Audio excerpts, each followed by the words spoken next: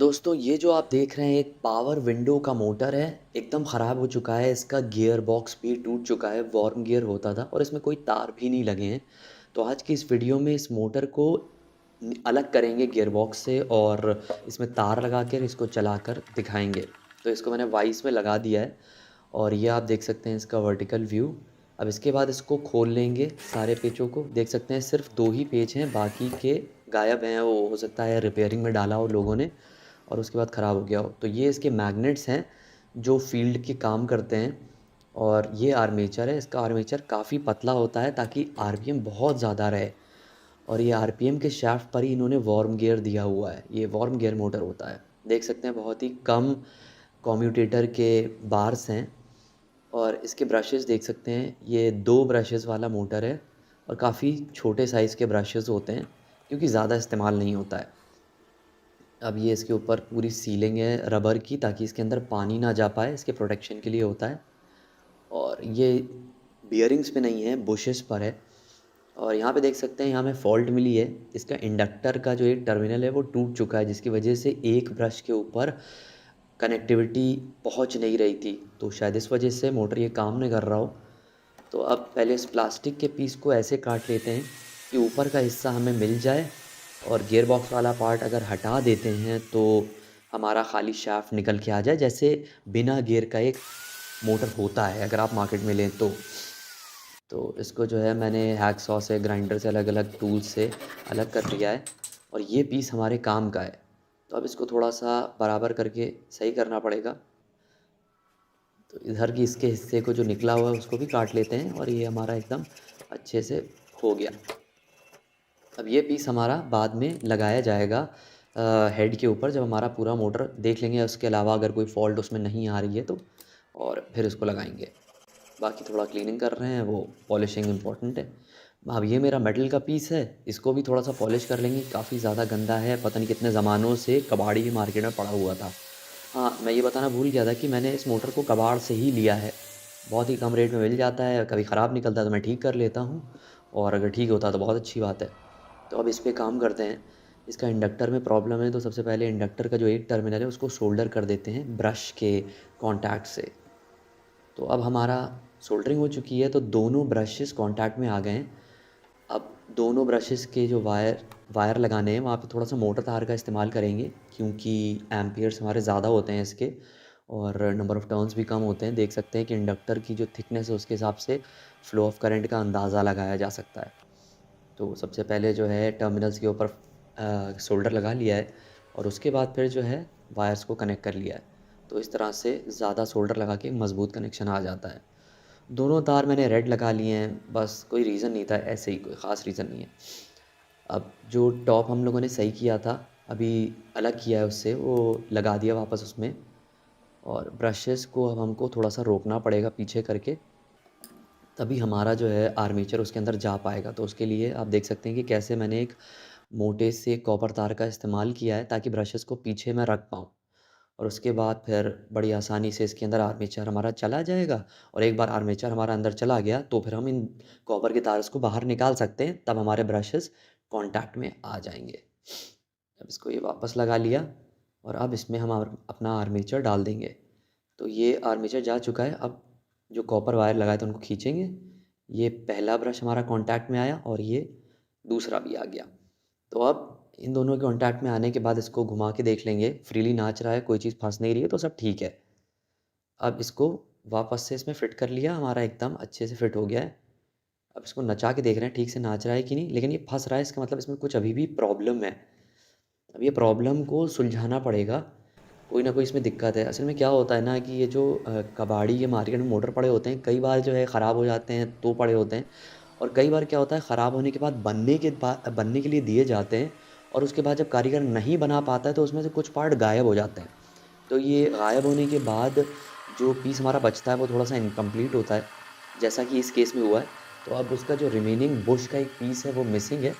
तो इस वक्त लेथ मशीन से मैं उस पीस को बना रहा हूँ क्योंकि नीचे जो है हमारा आर्मेचर का हिस्सा बुश पे सही से कांटेक्ट नहीं आ रहा है, जिसकी वजह से आर्मेचर मैग्नेट से लड़ रहा है।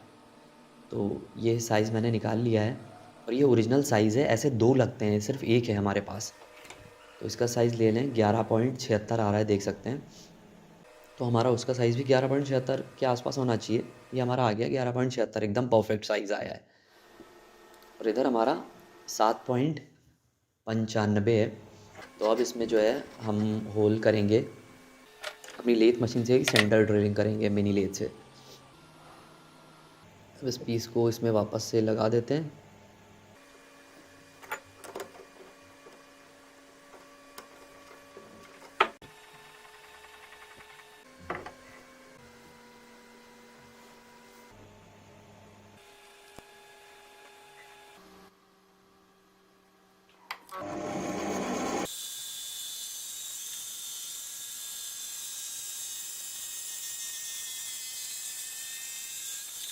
यहाँ पे हमारा छेद हो चुका है एकदम। अब बारी आ जाती है इसको काट लेने की। तो मेटल का पीस है, हैक्सॉ से काटने में टाइम लग रहा है और इस टाइम पर मेरे पास इलेक्ट्रिक हैक्सॉ नहीं थी, इसलिए मैं इसे हाथ से काट रहा हूँ। इसके बाद मैंने बनाई भी थी और इसको चक के अंदर से निकाल लेते हैं और ये हमारा पीस निकल आया, देख सकते हैं इस तरीके का है। अब इसको जो है पीछे के आर्मेचर के साइड में फिट करना है। ये फिट आ रहा है इसकी तरह ऐसे। ऐसे ही एक दूसरा भी था, वो वाला मिसिंग है। तो अब इसको लगा लेते हैं। ये इसको लगा दिया है, देख सकते हैं। और इसके बाद इसको लगा देंगे इसके अंदर।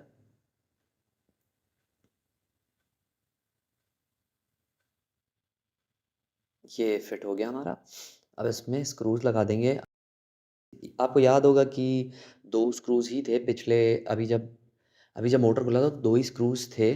तो यहाँ पर मैंने बाकी के स्क्रूज अपने पास से लगाए। 4 होते हैं, चारों लगने चाहिए। तो ये ना कारीगर लोग जो हैं, जितना हो सकता है ना उतना गायब कर देते हैं। अब एक स्क्रू लगा के तो देंगे नहीं कस्टमर को, वो कहेगा ये तो ढीला ढाला है, खुला है, इसमें स्क्रू गायब है। तो 2 लगा के दिए उसने। तो ये हमारे चारों स्क्रूज पूरे हो चुके हैं और मोटर हमारा अच्छा खासा एकदम शाइनी हो रहा है और इसका शाफ्ट भी अच्छे से नाच रहा है। तो अब बारी आ जाती है इसको टेस्ट करने की। तो ये मेरी 12 वोल्ट की एक यूपीएस की बैटरी है, देख सकते हैं हमारा मोटर बहुत अच्छे से चल रहा है और ये हमारा मोटर बनके तैयार हो गया और ठीक हो गया।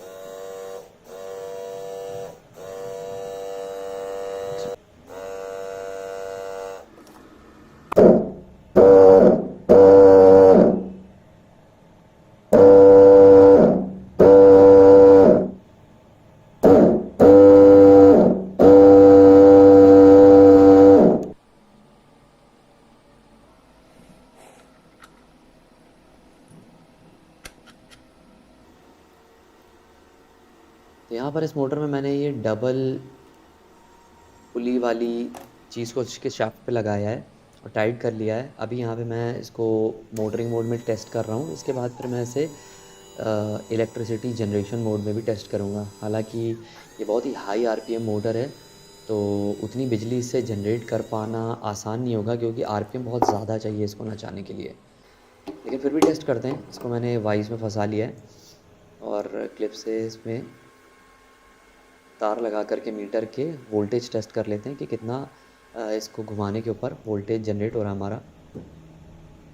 देख सकते हैं कि करीब 0.5 वोल्ट ही जनरेट हो रहा है हाथ से घुमाने के ऊपर, बहुत ही कम है। अब रस्सी से इसको घुमा लेते हैं। रस्सी से घुमाएंगे तो थोड़ा आरपीएम ज़्यादा मिलेगा खींच के। और ये हमारा आ गया करीब 2.8 वोल्ट्स। अब यहाँ पे एम्पियर यानी करंट टेस्टिंग कर रहे हैं। 3.72 एम्पियर्स आ रहा है। मैंने आपको बताया था इसके तार आर्मेचर के मोटे होते हैं, तो ये एम्पियर ज़्यादा प्रोड्यूस करता है। 3 एम्पियर। एक बार फिर ट्राई करते हैं और ये देख सकते हैं 4.32 एम्पियर्स निकल रहे हैं, पर वोल्टेज बहुत ही कम है तो ड्रॉप नहीं आएगा। तो देख सकते हैं बल्ब हमारा हल्का सा जल रहा है। अब इसमें एक बार ड्रिल मशीन लगा कर टेस्ट कर लेते हैं। थोड़ा सा ज़्यादा तेज़ बल्ब जलना चाहिए, उम्मीद करते हैं एटलीस्ट। ये धीमे धीमे से बल्ब जल रहा है, नहीं बहुत ही बेकार जनरेटर है। तो दोस्तों उम्मीद करता हूँ आपको ये वीडियो पसंद आया होगा। अच्छा लगे तो सब्सक्राइब करिएगा। मिलते हैं अगले वीडियो में। Bye bye.